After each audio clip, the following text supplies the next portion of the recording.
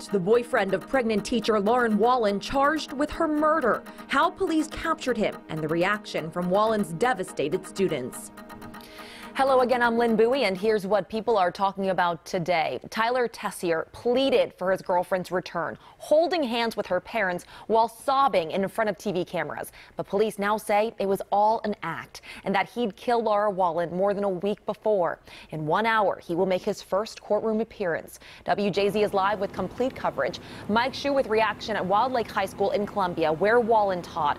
But we start with WJZ investigator Mike Hellgren live at Rockville District Court with the details of this chilling crime. Mike.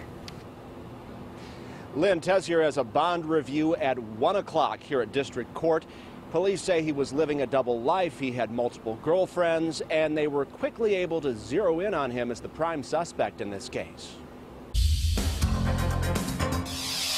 This is a new mugshot of Tyler Tessier. Laura, if you're listening. It was only 3 days ago when he made an emotional plea for his girlfriend Laura Wallen to come home safe. But police already believed he'd killed her, and the family knew of those suspicions as well. Yet Wallen's mother even held hands with Tessier, playing along, helping police crack this case. The decision to allow him to participate in that news conference was a calculated decision. We haven't slept. We haven't eaten. We're just looking, and we're praying that you're safe. Detectives say by the time of this press conference, Wallen, who was 4 months pregnant, had been dead for more than a week. They pieced together her final hours using texts she'd sent her sister, telling her Tessier had taken her to a field in the country. That's where police found her body in a shallow grave.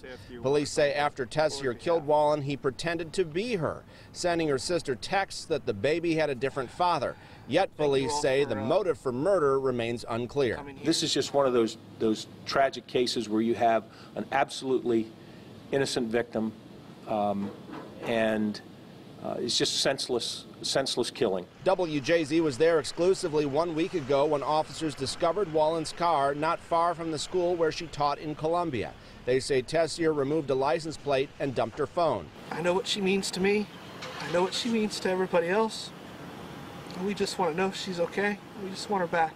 Now Tessier faces life in prison if convicted, as her family tries to deal with the pain of loss. And Tessier faces 3 charges: first-degree murder, giving a false statement to an officer, and altering physical evidence in this case.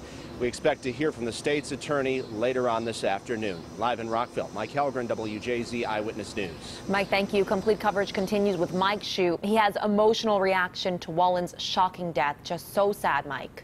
Indeed. Good afternoon, Lynn. Good afternoon, everyone. This is a very difficult day at Wild Lake High School in Columbia. Some students arriving with the knowledge, but others just finding out that one of their favorite teachers is dead.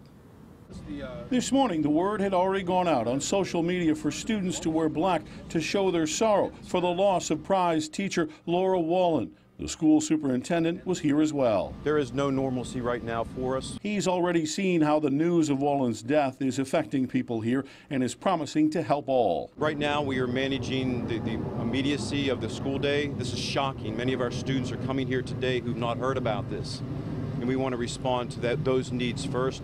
As the day progresses, we'll be looking at ways to honor her, to celebrate her life, and make certain it's an opportunity for us to grieve. The grieving had already begun last night when a planned vigil turned into an impromptu memorial. Why?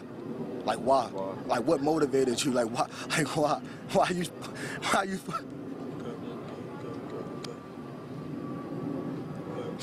Like how could you be possessed with so much hate? The most important thing right now is to convey empathy, to listen, to convey care and compassion, and to try to help young people make sense out of it. And as I've said several times, these are difficult things to make sense out of for us as adults.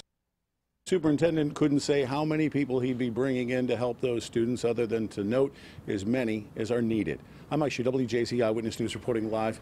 Back to you, Lynn, on TV Hill. Mike, thank you again. Tessier's bond hearing is at 1 o'clock. WJZ will continue following this story and have the very latest coming up all new at 4, 5, and 6.